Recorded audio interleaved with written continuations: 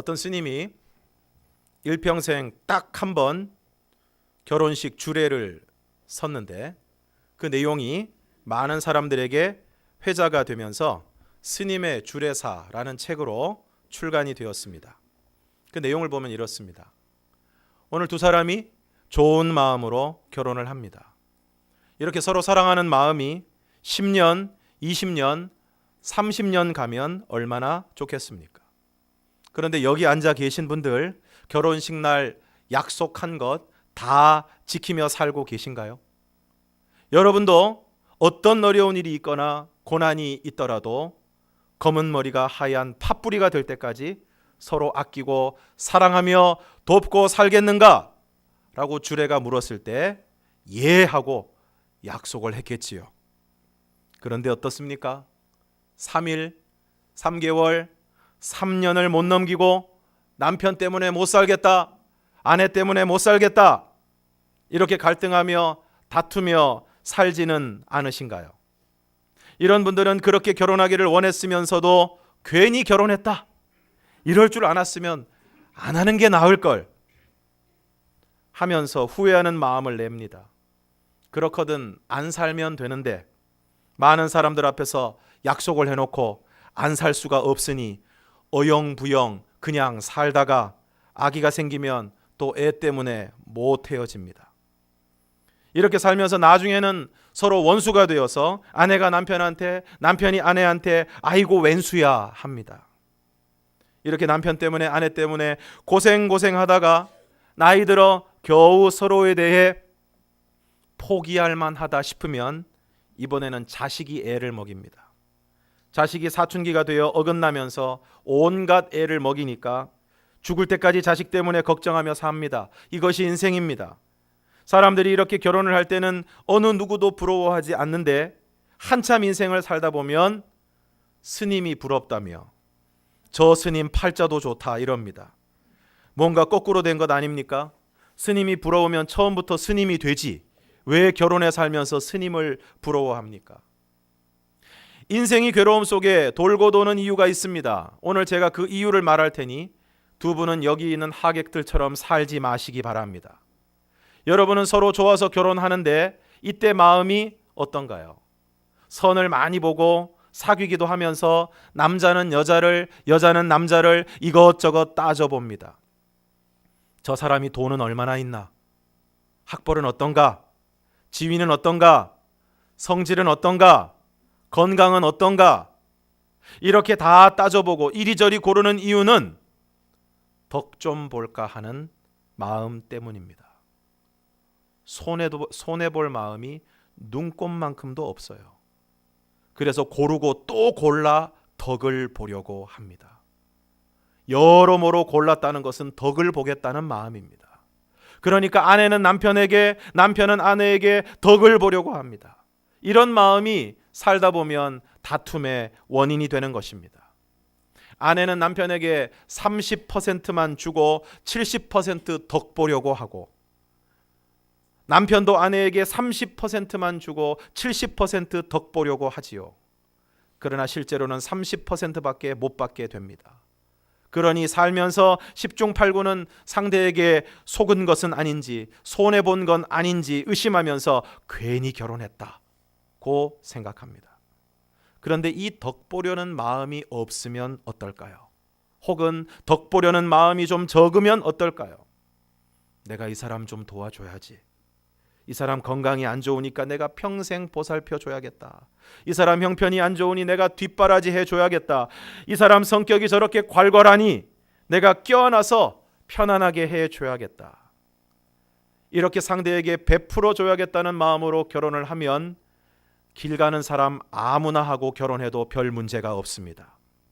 그런데 덕을 보겠다는 생각으로 고르면 제일 엉뚱한 사람과 결혼하는 것이 됩니다. 조선시대에는 서로 얼굴 안 보고 결혼해도 잘 살았습니다. 시집 가면 죽었다 생각했거든요. 죽었다 생각하고 시집을 가보니 그래도 살만하니까 웃고 삽니다. 그런데 요즘은 시집가고 장가가면 좋은 일이 생길까 기대하고 가는데 가서 보니 별 볼 일 없으니까 괜히 결혼했나 싶은 겁니다. 결혼식하고 며칠 안 돼서부터 후회하기 시작합니다.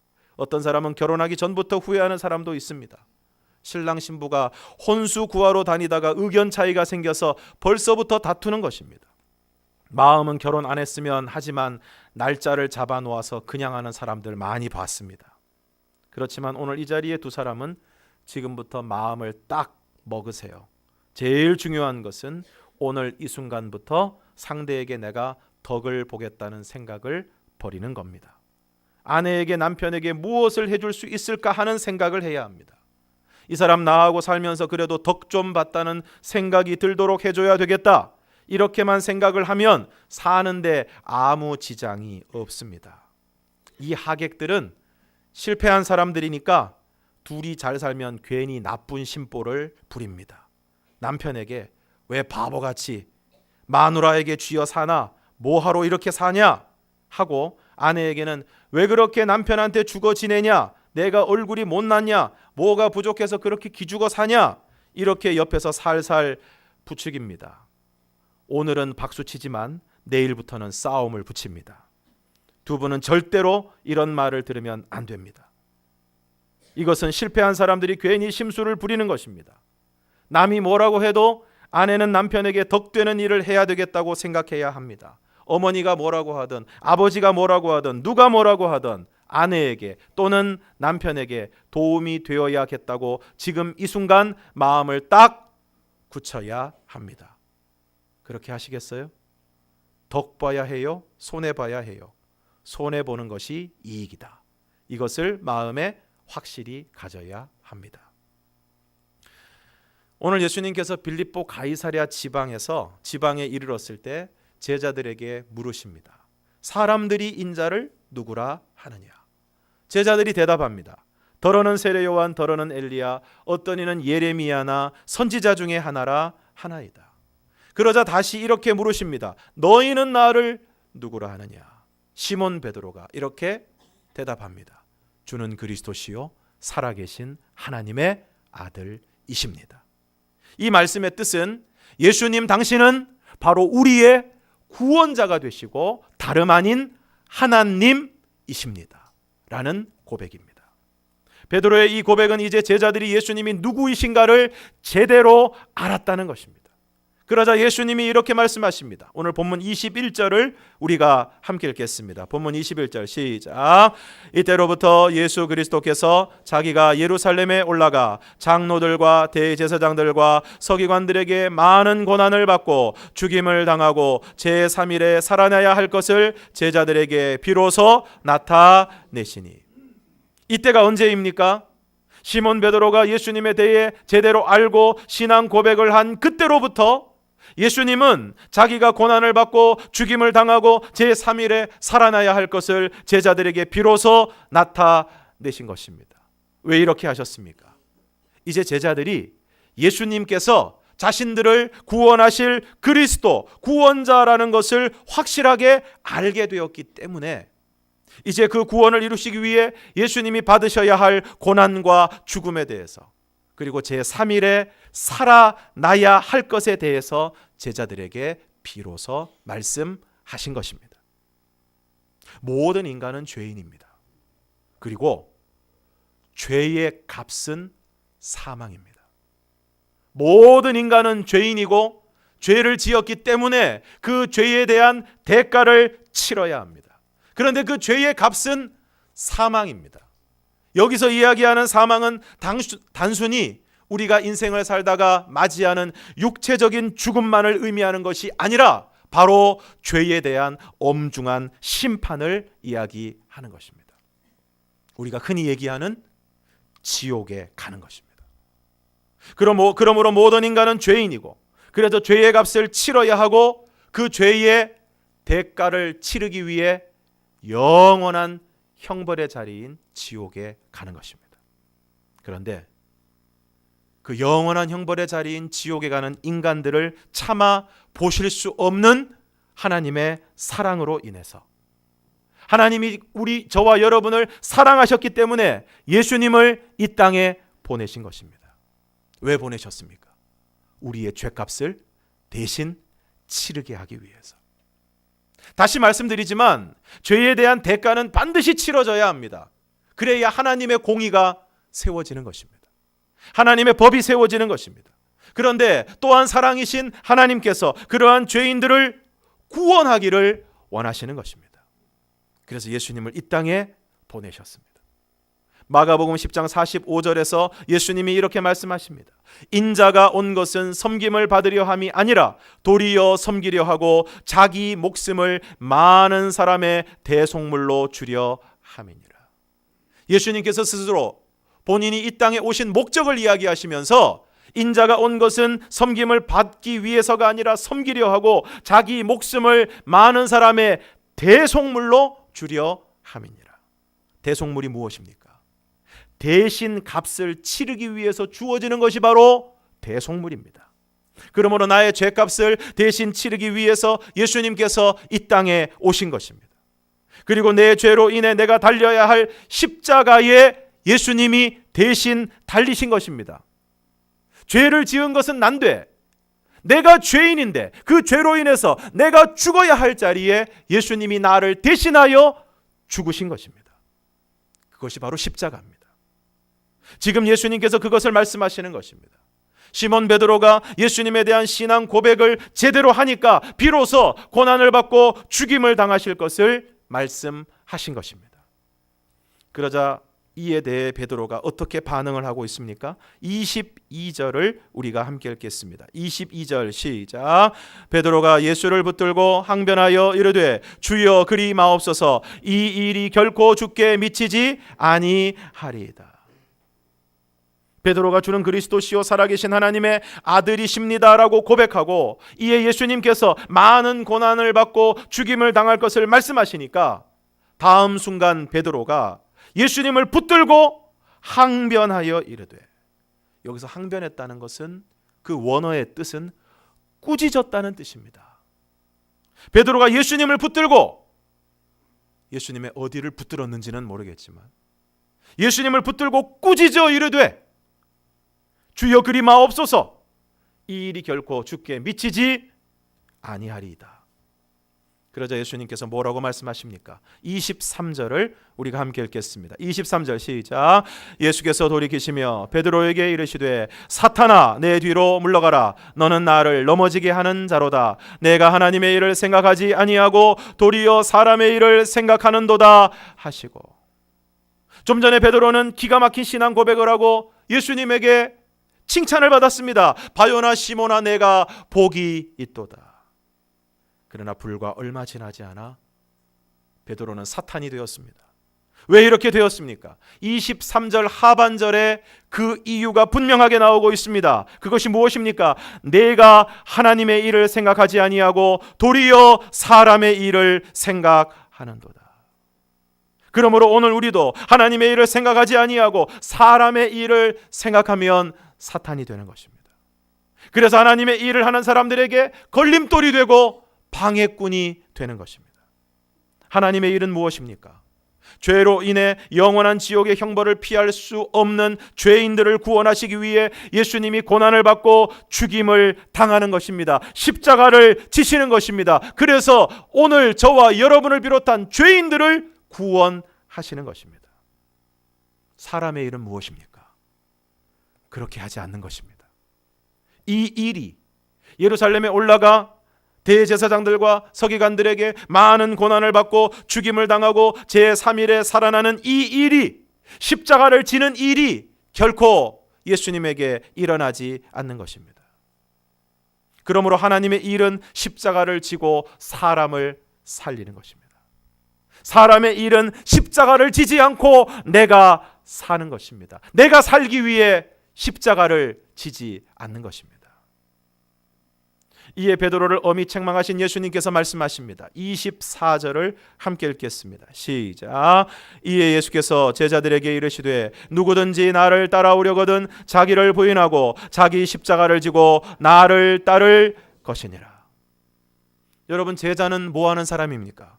선생님을 따라가는 사람입니다. 그래서 제자들에게 말씀하십니다. 누구든지 나를 따라오려거든 자기를 부인하고 자기 십자가를 지고 나를 따를 것이니라. 오늘 많은 사람들이 예수님으로 인해 덕을 보려고 합니다. 예수님 때문에 부유하게 되고, 예수님 때문에 건강하게 되고, 예수님 때문에 내가 원하던 일들이 이루어지기를 바랍니다. 그래서 어떻게 되었습니까? 예수님 때문에 덕을 보면 너무너무 좋아하지만 예수님 때문에 덕을 보지 못하면 예수님을 금세 원망합니다. 그래서 우리의 신앙은 늘 기복이 심합니다. 예수님 때문에 부유하게 되고 건강하고 원하던 것들이 이루어지면 막 좋아하다가 그 반대 상황이 벌어지면 뚝 떨어지게 되는 것입니다.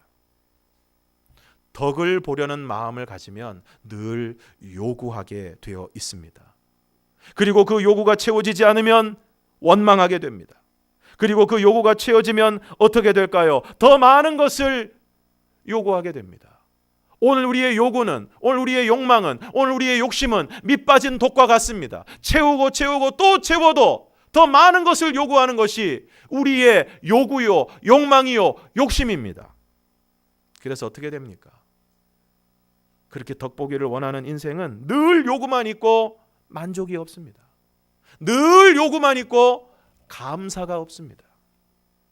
그런데 오늘 예수님은 제자들에게 분명히 말씀하십니다. 누구든지 나를 따라오려거든 자기를 부인하고 자기 십자가를 지고 나를 따를 것이니라. 인도의 성자라고 불리는 선다싱이 눈보라가 몰아치는 히말라야의 산길을 걷게 되었습니다. 그 산길을 걷다가 한 사람을 만나 동행을 하게 되었습니다. 함께 동행한 지 얼마 되지 않아서 눈 위에 쓰러진 한 노인을 발견하게 되었습니다. 가까이 가서 가슴에 손을 대어 보니까 아직 심장이 뛰고 있습니다. 선다싱이 이 사람을 데리고 가자고 이야기를 합니다. 그런데 함께 동행하던 그 사람은 이 눈보라 속에 우리도 건사하기 힘든데 이 사람까지 데리고 가면, 그래서 지체하게 되면 이 눈보라 속에서 우리도 다 얼어 죽게 될 것이라고 이야기합니다. 그리고 그 사람 얼마 있지 않으면 얼어 죽을 거니까 내버려 두고 우리끼리 먼저 가자고 이야기를 합니다.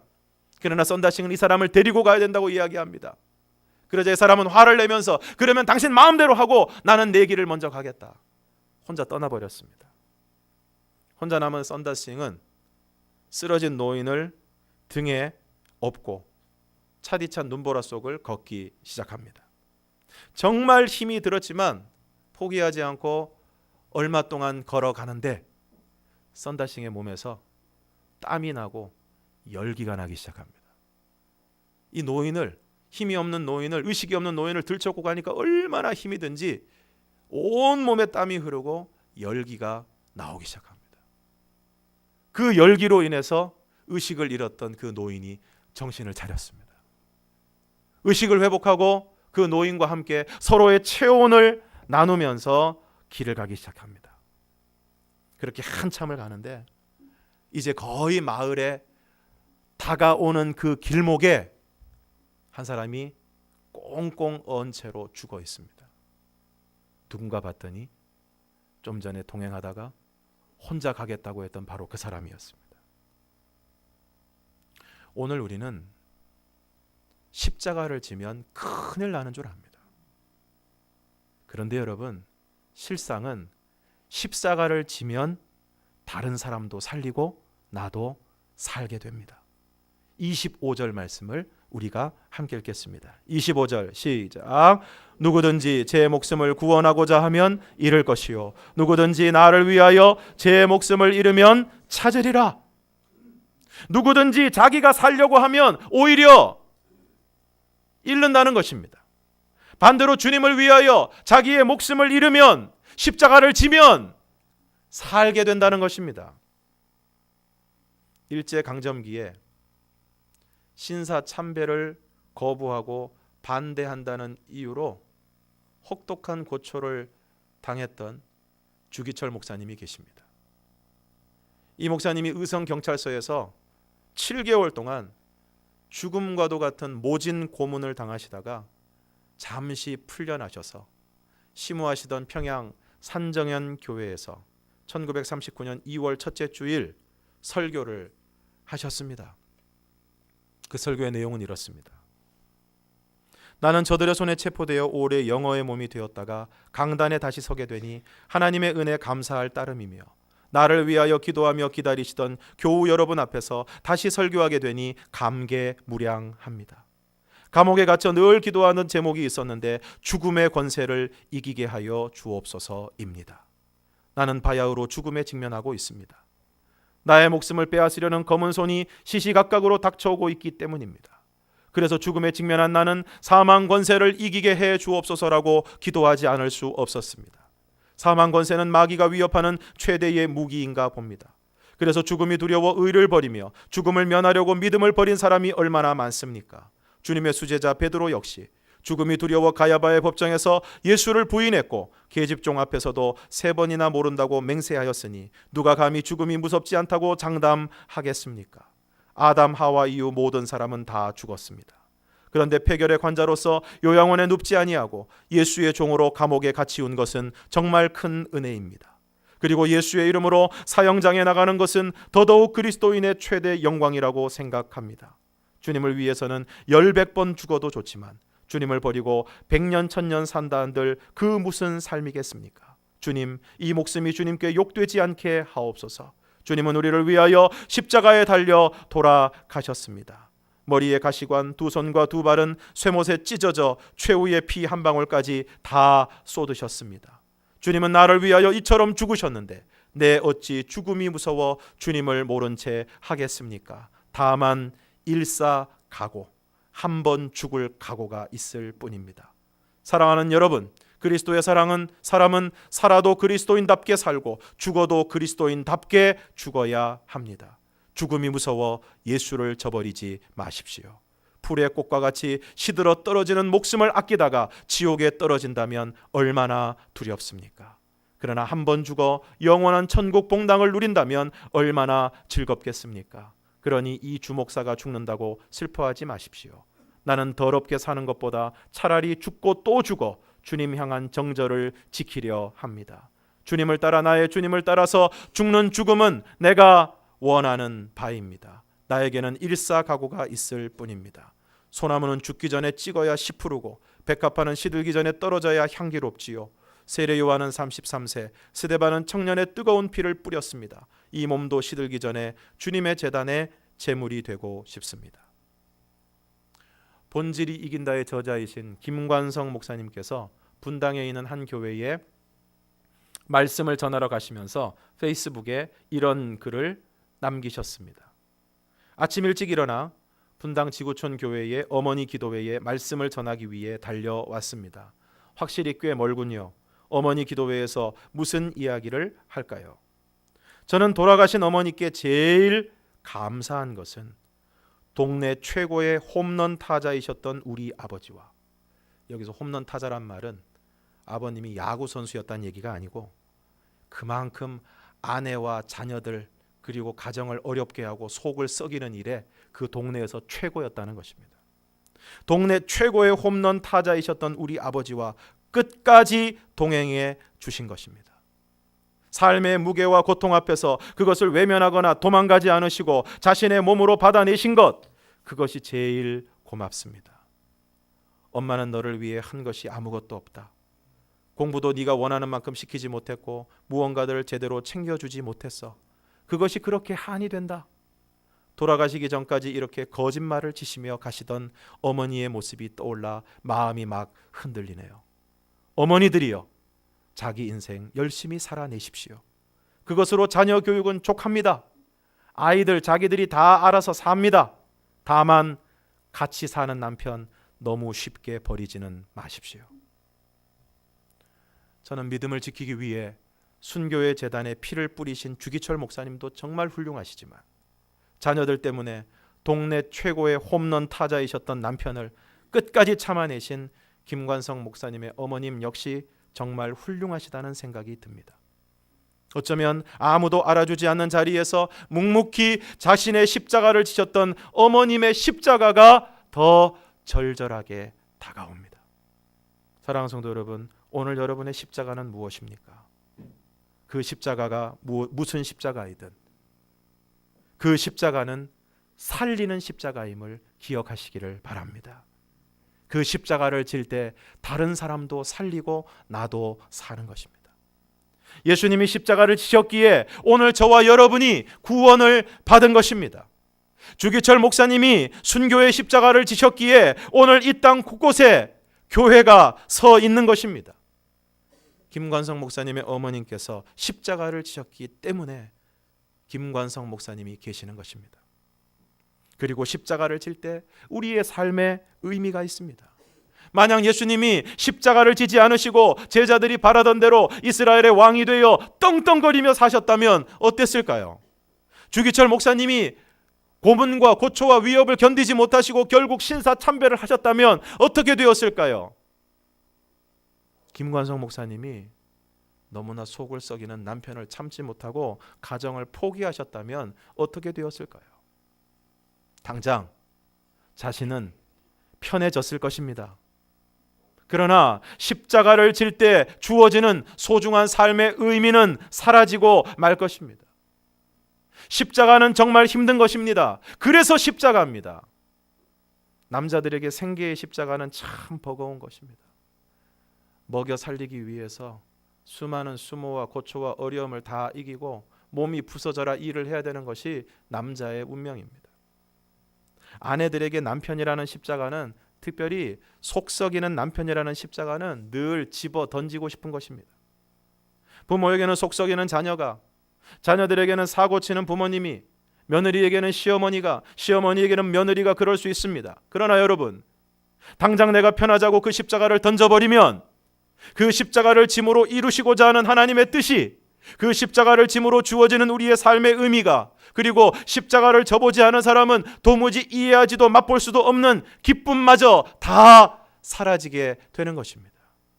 사랑하는 성도 여러분, 오늘 저와 여러분이 십자가를 지면 정말 힘들지만 우리에게 주어진 삶의 상황과 형편 속에서 하나님의 뜻을 따라 그 삶을 참아내고 살아내면 그것을 통하여 하나님의 뜻이 이루어지고, 그리하여 우리의 삶이 정말 의미 있고 보람 있는 삶이 되고, 그저 세상이 주는 만족과 기쁨과는 비교할 수 없는 하나님이 주시는 만족과 기쁨이 우리의 삶 가운데 충만하게 될 줄로 믿습니다.